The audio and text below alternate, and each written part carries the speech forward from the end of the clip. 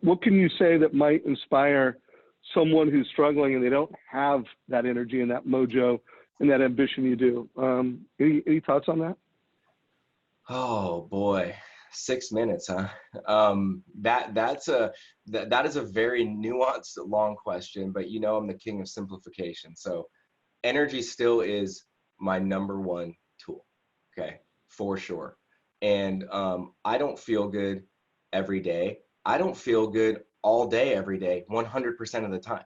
Like it's not like I feel great for 12 hours in one day. It doesn't work that way. Like I have ups and downs all throughout my day, like everyone else. But where the drive comes from for me is just being really clear on my selfish why. So when I say selfish why, okay, I try to teach this to my loan officers. I did this exercise yesterday with them, so it's fresh. Is I say, hey, I want you to share with me your why, like why you're doing all of this, but you can't say things like my family, you can't say my kids, my wife, to provide a great life. You can't use any of that. Let's get all that crap gone. Let's talk about the selfish why. It's okay, because we all have both, right? So for me, my selfish why right now is a few different things. Number one is that I've finally just accepted that I just like to win. I just do. I like to win. I like the feeling of triumph. I like the feeling of closing a deal. I like the feeling of helping another person. And that sometimes is just enough for me to keep going. Second thing is that I truly, truly do believe that our industry is full of crap people with crap advice. And that's not saying that they're bad human beings, okay? That just means that I think that people don't get great advice and they don't get a great experience.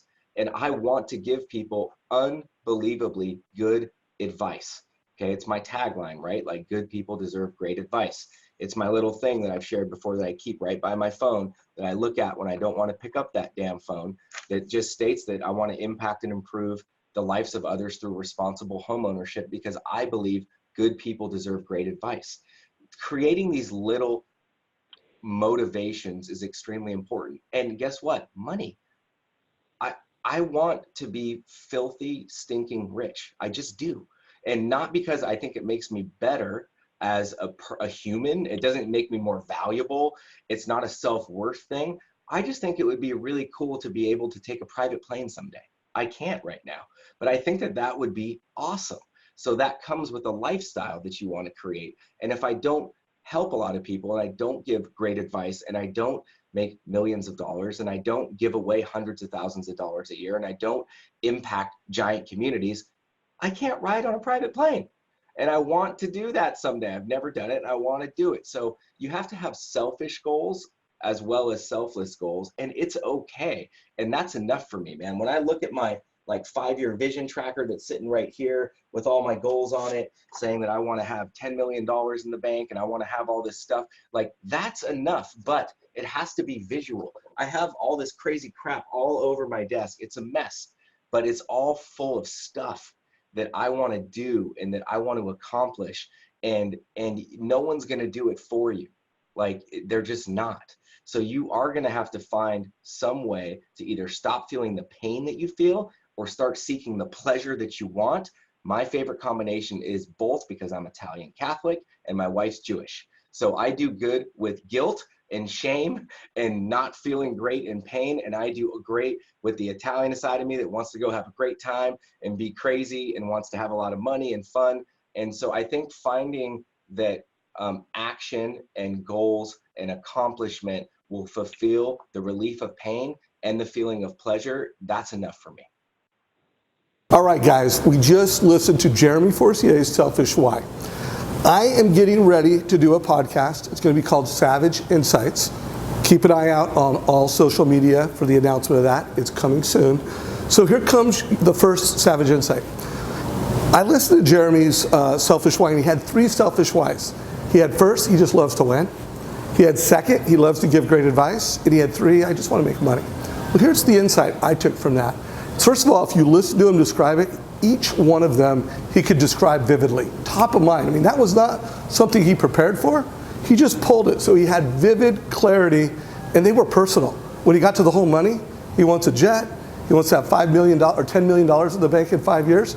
They were clear. But here's the big epiphany to me. 2 of them, you would absolutely not want to put in your marketing. The fact that you just like to win, you like to triumph, that's not a good marketing message.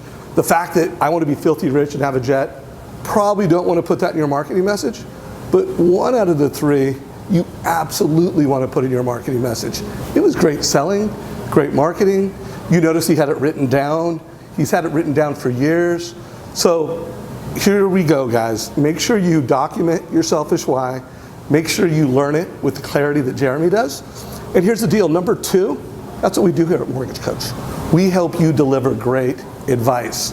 We help you go from good, I'm delivering a fee worksheet, rates, payment, closing cost, to you are delivering something amazing. Rates, fees, closing costs, cost over time, financial strategies to pay off your debt faster. So if you're a Mortgage Coach member, 2020, double down on our community. Make sure you're watching at least 1 Mortgage Coach video a week. And if you're not part of the community, you're not using Mortgage Coach with every family, there'll be a demo down below, depending on where you're watching this in social land. There will be a link. Get a Mortgage Coach demo, get on the team today. Take care, and thank you, Jeremy Forcier.